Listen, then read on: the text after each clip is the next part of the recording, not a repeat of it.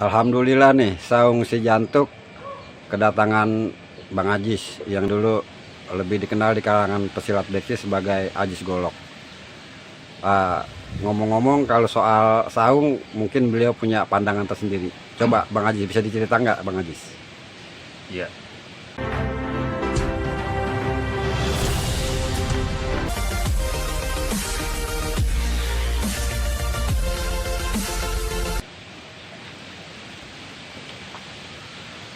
Kalau menurut pendapat saya,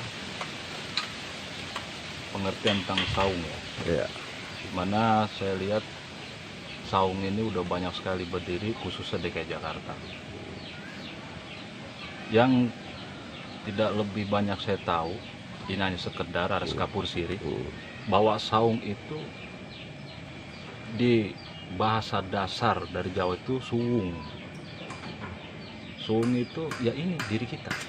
Nah, yang namanya diri kita itu punya sifat lelah, punya sifat suntuk, capek, atau yang disebut dalam aktivitas hidup kita ini kita butuh istirahat. Tubuh kita ini istirahat. Nah, kalau tubuh kita itu istirahat tidur, bersantai. Tapi kalau saung yang dimaksud adalah orang Jakarta khususnya ya, tapi umumnya orang-orang semua di Indonesia, adalah tempat peristirahatan sementara setelah orang berjuang. Ya, berjuang yang intinya saya sebut karena saya orang Islam, ini di jalan Allah yang baik. Seperti bekerja, dia lelah, dia butuh suasana yang memang harmonis. Terus ya bisa saya bilang itu indah, tenang, damai. Maka dia ciptakan satu tempat pribadi yang bisa digunakan untuk menerima tamu pribadinya atau orang lain yang pada akhirnya pada umumnya bisa menerima orang banyak. Sehingga saung ini disebut tempat di mana orang laki-laki yang berjiwa laki-laki dalam kurung petualang adalah menerima tamunya yang suka berpetualang. Makanya dia bisa dikatakan saung itu tempat istirahat para laki-laki yang senang berpetualang atau orang yang berjiwa adventure. Jadi tadi kalau Bang Ajis cerita itu kata saung itu kan berasal dari suwung ya, bahasa Jawa ya. Iya. Kalau dalam bahasa Betawi sendiri emang bener-bener saung gitu. Jadi mengadopsi dari bahasa Jawa atau gimana Bang Ajis? Kalau Betawi itu kan Bang Jamil biasanya senang ngeplesetan. Iya. Yang gampang diucapin aja. Kayak 1, atuk, 2, 3, 4. Dia ambil yang enak di mulut lidahnya orang kita. Ya, kalau suwung kan berat, kita kayak neken nada, meneken bahasa. Tapi kalau saung tuh enak lepas. Gitu. Ya memang pada akhirnya saung itu berada di tempat yang lepas. Ya terbebas dari ibaratnya kehidupan harmonis keluarga kita. Nah, kita bisa santai, bisa sambil kita ya mengeluarkan ekspresi seni kita. Atau orang silat itu bisa menciptakan daya cipta karya seni dalam silat dalam tubuhnya. Dan saya pribadi punya saung. Kalau saung saya itu dimana saya itu untuk mencerna dari segala macam masalah, pemikiran, urusan yang membuat khususnya orang Jakarta ini penat. Ya, apalagi sekarang nih di zamannya COVID, dimana orang itu keluar nggak boleh ya dengan alasan untuk memutuskan ibaratnya penularan COVID. Nah, kalau orang yang punya saung, maka dengan sendirinya aja dia udah bisa menciptakan hal-hal yang bersifat positif. Kayak orang silat, kayak orang saya. Saya bisa, silat ini bisa saya kembangkan menjadi jurus ini, tanpa menghilangkan dasarnya. Kalau Bang Jamil, orang seni, bisa mungkin membuat satu karya, ya dalam cerpen, narasi atau apa.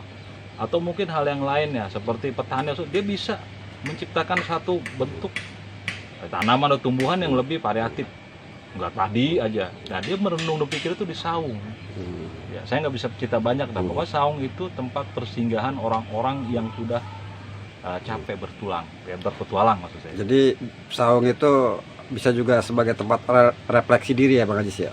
Salah satunya untuk kalau kita punya pikiran itu refreshing Refreshing. otak. Iya. Saung itu sebetulnya tempat refreshing otak, hati, dan tubuh kita.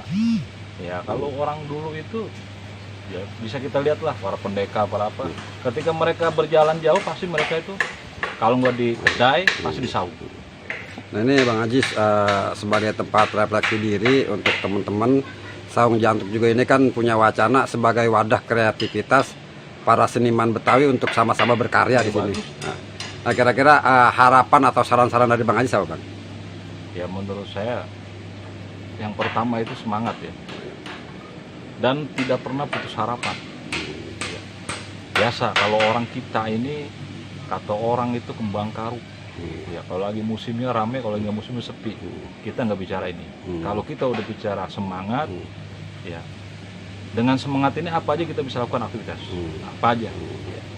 Saya pribadi ngajar besi dari tahun 95 sampai sekarang nggak pernah berhenti ngomongin besi. Bahkan banyak pesilatan udah berkembang luar biasa, tetap saya lebih condong dan lebih senang melihat orang-orang besi. Bukan tujuan saya untuk menjadi seorang yang paling hebat di besi, bukan. Kalau bisa saya orang yang paling cinta di besi, itu saya mau disebut begitu aja. Masalah jago, masalah nah, itu relatif. Tapi kalau orang yang paling cinta di besi, ini biasanya semangatnya tinggi. Nggak ada yang bisa ngalahin sesuatu itu apapun tanpa dia itu punya semangat. Cinta bisa mengalahkan segalanya. Wah, main. Cinta pun tanpa semangat itu bagaikan taman tak berbunga, layu matahari Bang. Gitu. Oke Bang Ajis, terima kasih atas masukannya ya. Insya Allah ini bisa menambah wawasan dan memberi pengertian serta wacana baru kepada teman-teman bahwa saung itu sebenarnya bukan cuma sekedar buat tempat ngadem, bukan. Tapi ada kasana yang lebih luas lagi. Buat ya namanya menghidupkan ulah saraf kita. Ya kan banyak hal bisa kita lakukan di saung. Contohnya kreativitas kita budaya Betawi ya. Dengan adanya saung jantuk ini kan bisa jadi berkembang nanti. Ya, amin amin. Ya, kita bisa refleksikan ke samping lainnya buat seni budaya sampai entar dilihat, ditonton atau apanya. Lah kalau itu menghasilkan apa tidak? Yang penting kita punya jiwa semangat yang tinggi. Nah, itu aja Bang. Ya, kalau nggak punya jiwa semangat, wah maaf aja nih. Apapun yang kita lakukan sehebat apapun bakalan nanti akan rubuh dengan sendirinya. Ya saya kira cukup loh untuk saung gitu aja.